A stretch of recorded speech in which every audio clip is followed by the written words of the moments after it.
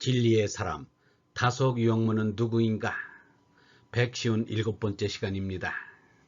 오늘은 상웅이 자네는 내 아들이야.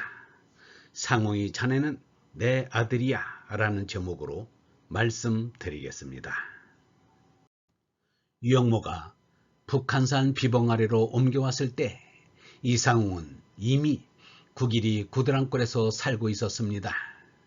이상웅의 고향은 안성인데 18살에 서울에 올라와서 닥치는 대로 막리를 하면서 지내다가 땅을 소기한 인연으로 구길이에 와서 살게 되었습니다. 과일과 꽃을 남대문 시장에 내다 팔면서 품팔이도 하였습니다. 체격이 큰 편이 아닌데 완력이 세고 담력이 크고 구변이 좋은 의협의 사나이였습니다. 유영모가 구길이에 이사를 와서 집수리를 하는데 이웃에 사는 이상웅의 품을 사게 되었습니다.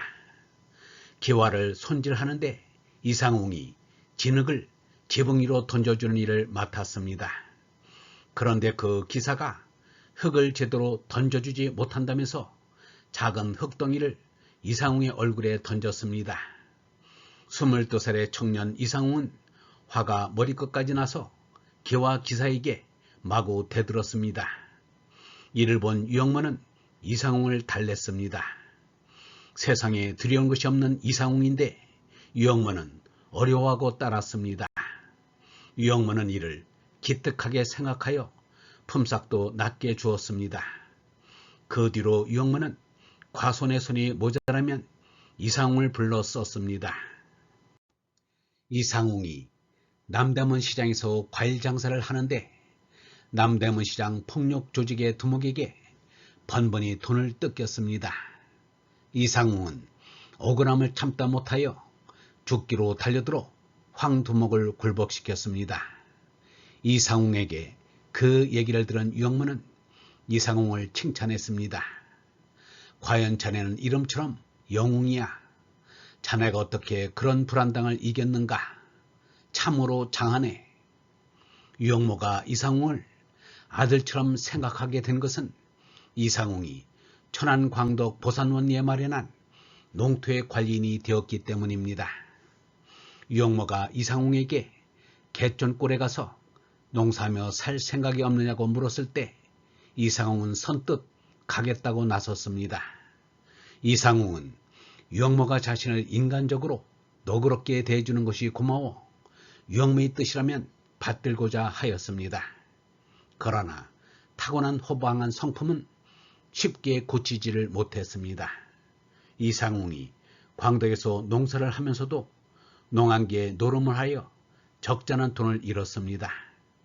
그 일을 알게 된 유영모가 이상웅을 타일렀습니다. 노름이라는 것도 한번 해보았으면 이제 그만하도록 해요. 그 뒤로 이상웅은 노름을 끊었습니다. 이상웅은 서울 노동판에서 막리를 할 때부터 술을 마셨습니다. 유영모는 이상웅이 술을 좋아하는 것을 보고는 그에게 이렇게 말하였습니다.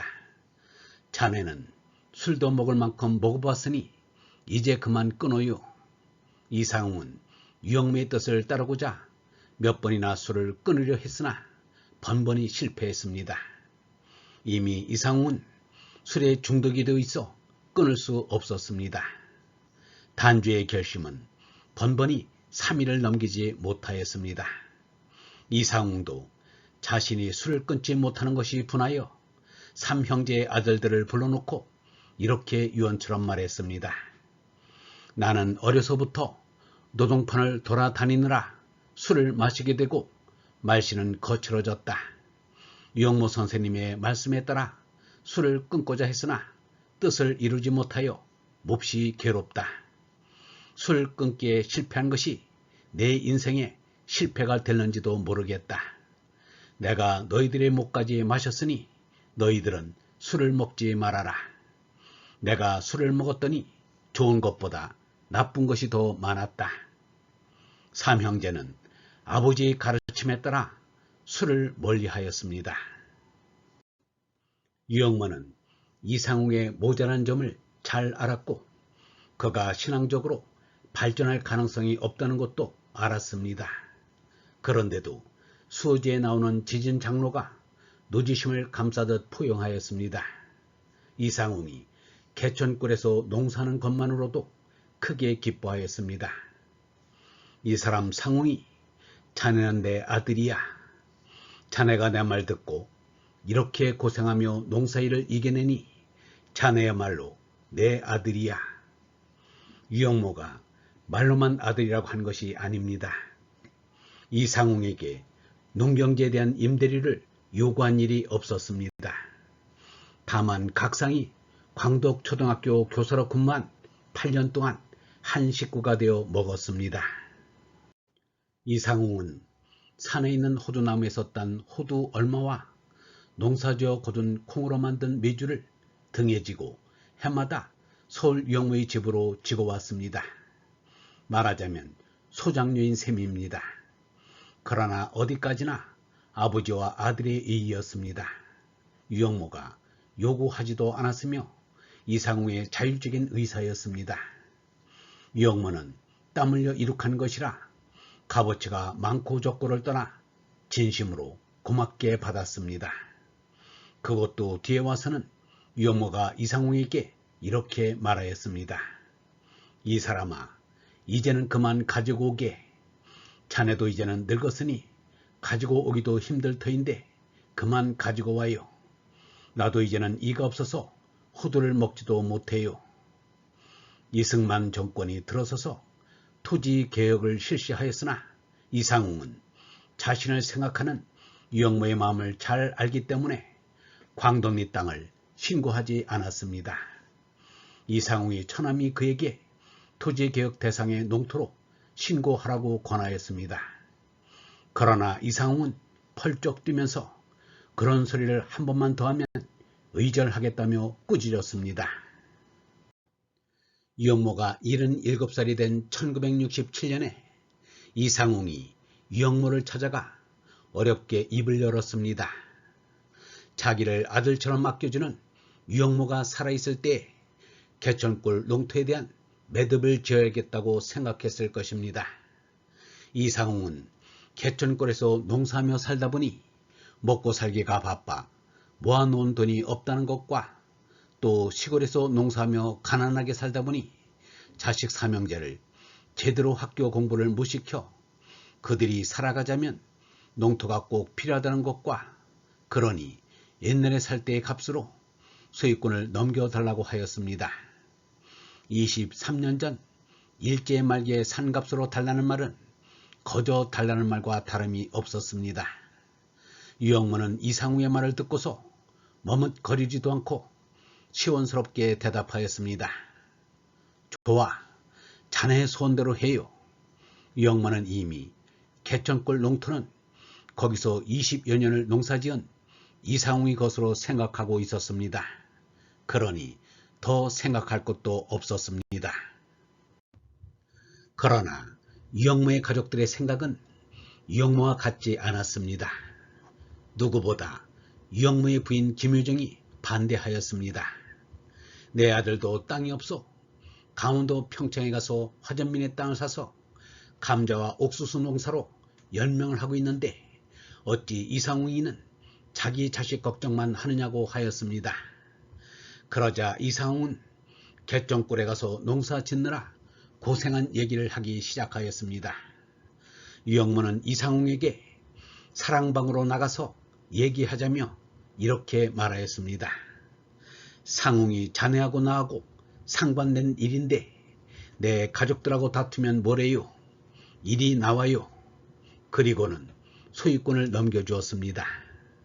유영모의 자비에 감격한 이상웅도 논밭 3,000평과 대지 600평은 평당쌀 한 대씩 값을 쳐서 유영모에게 내놓았습니다. 평당쌀 한 대의 값이면 시가 절반 수준이라고 이상웅의 아들 이충이가 말하였습니다.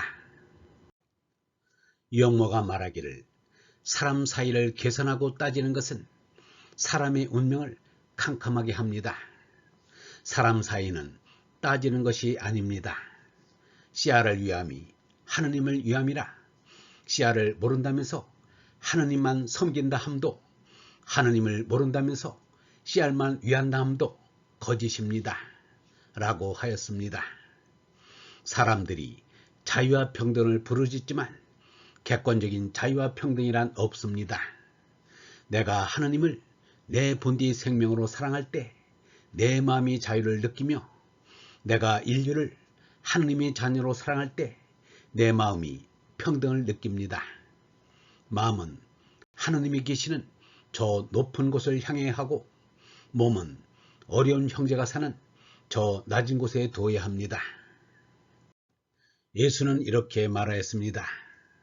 너희는 내가 굶주렸을 때 먹을 것을 주었고, 목말랐을 때 마실 것을 주었으며, 나그네 되었을 때 따뜻하게 맞이하였다.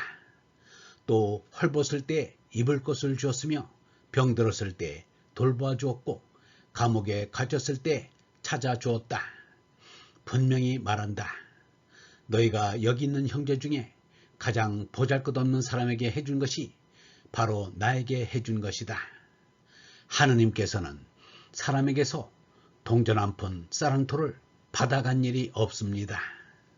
다만 어려운 이웃에게 베푸는 사랑이 하느님에게 드림이 됩니다. 얼본 여러분, 사람이 자기 자식만 사랑하면 짐승과 다를 것이 무엇인가? 짐승들도 죄의 새끼는 아끼고 돌봅니다.